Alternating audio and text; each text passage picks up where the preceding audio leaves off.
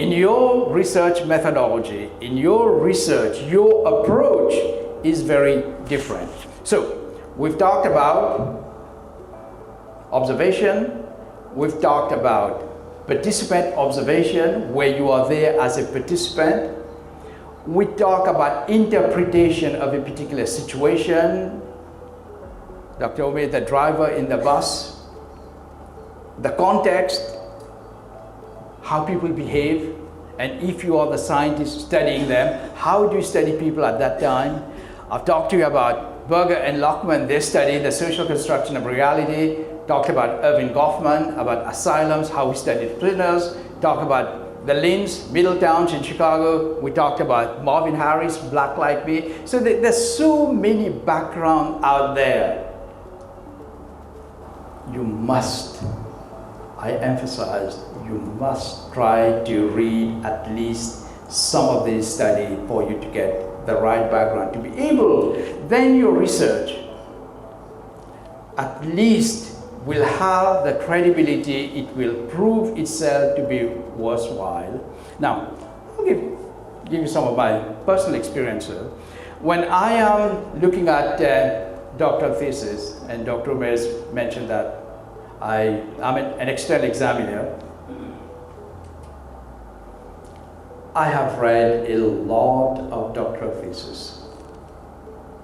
Okay. So you can imagine the type of thesis ranging from studying a group to trying to study, a society, the range. But they're all talking about one thing is common, the research. And the most common mistake many students make, they've got their research, everything, the sample, the analysis, all the data, all the graph, all the figures, the statistical analysis, the latest package, all that, beautiful. Their findings. How do you interpret all those figures? So they have this questionnaire, 10 pages questionnaire, this thick like a small booklet, all kinds of questions with little boxes, tick yes, no, feeding them into the computer, using the SPSS package and everything. Beautiful. When you come to the findings, all these numbers, all these graphs, all these figures, but what are you telling me? Graphs going like this, graph going like this, blue going there, red going there, yellow going there.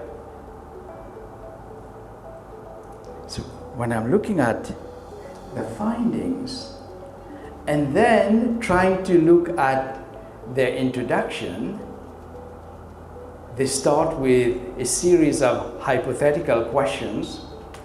They start with a series of objectives and aims and everything else that you all know, what your professor teaches you, aims and objectives, your hypothetical, all that, your theory, all those wonderful things. And then I'm looking at the data. So you've got all the data. Table 2 shows that few people are hungry in this world. One line. Go on to the next one. Table 3 shows that 51% of people today are very rich. Table 4. So when you look at the findings, you look at the interpretation of data, the first question I ask is, yes, you are telling me about this number, but what is the context? What I said context? The situation? So if you think about the bus, we're all going happy, everything going well, and then when we got up there, we're all in the same situation in the context.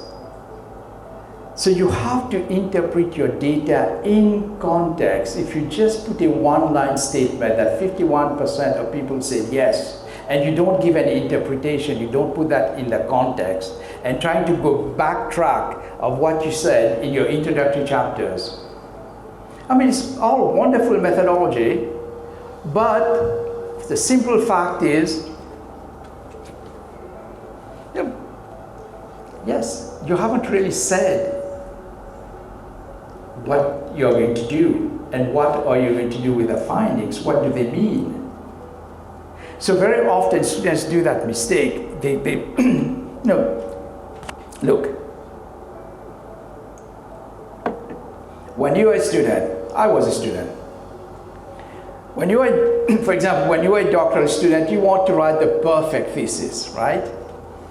You want everything to be perfect, you know, perfect dissertation, and you want to impress your examiners, your supervisors, everything, you know, so excited, and you know, I'm ready. You know, submit for examination, I'm ready.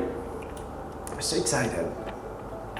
Especially when you've done your research and everything, the writing up part, you say, you go to your supervisor, you go to your professor, sir, look at this. Look at my question, my thesis, 500 pages.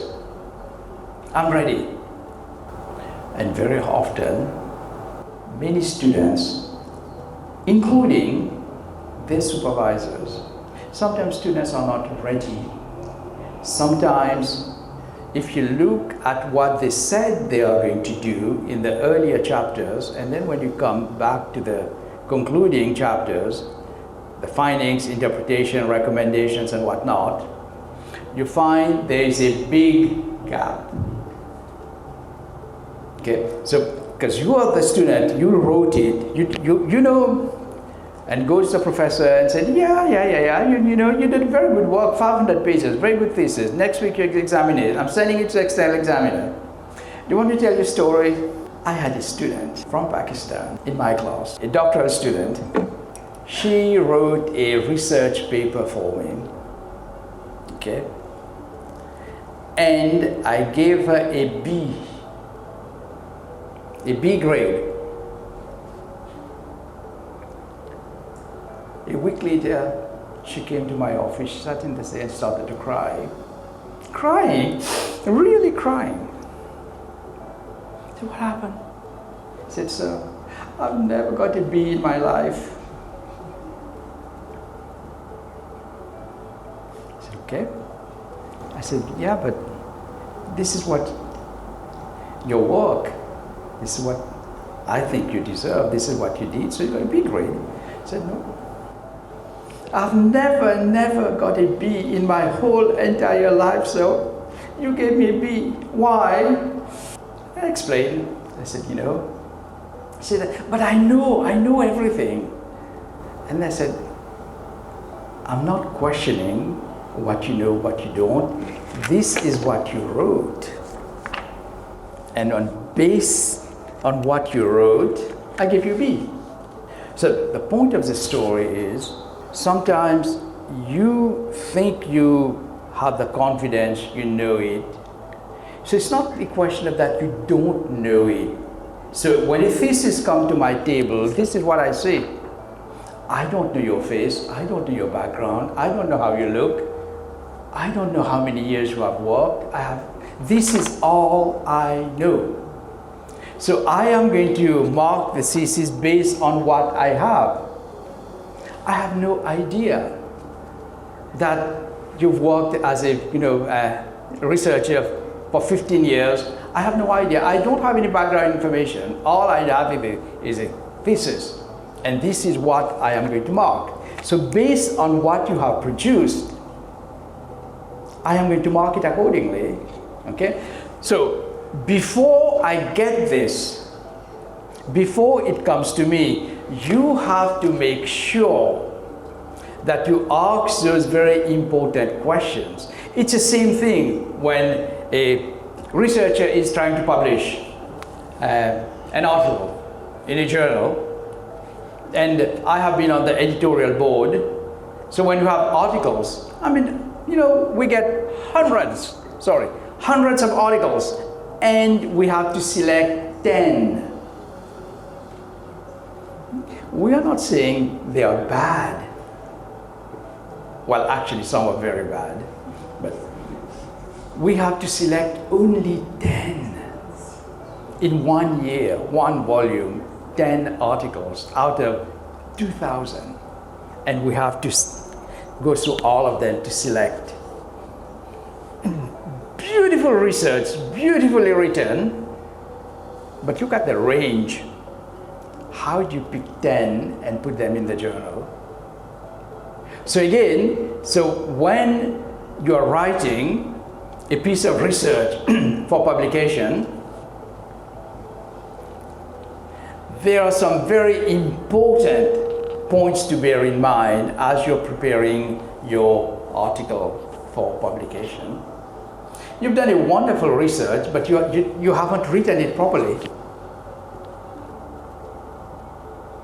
The journal says 5,000 words. You have to tell the journal in 5,000 words what you have done, from page 1 to the last page, from introduction to conclusion to abstract, you name it, in 500 words. And we have articles sometimes exceeding, going to 6,000, it goes in the bin, because we said 5,000 words. Now, in 5,000 words, you have to summarize your research. You have to explain what you did, how you did it, when you did it, what's your finding, what's your conclusion, in 500 words. In 5,000 words, okay? So, again, it requires a particular kind of skill and thinking to be able to articulate a study you have conducted over a period of time in 5,000 words. Okay? You have to explain your research methodology, your sampling, your everything in 5,000 words. How do you do it? And again, it requires a particular kind of skill to be able to do it. We're not asking you to say everything about your research. And some papers, research articles are only 2 pages. And you read it, it says everything you need to know, 2 pages.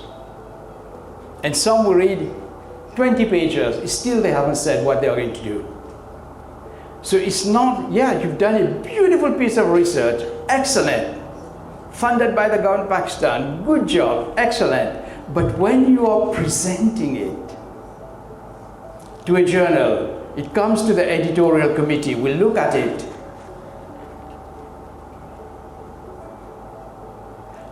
You know, you haven't said in 5,000 words what you really wanted to say. Okay? So these are just some hints.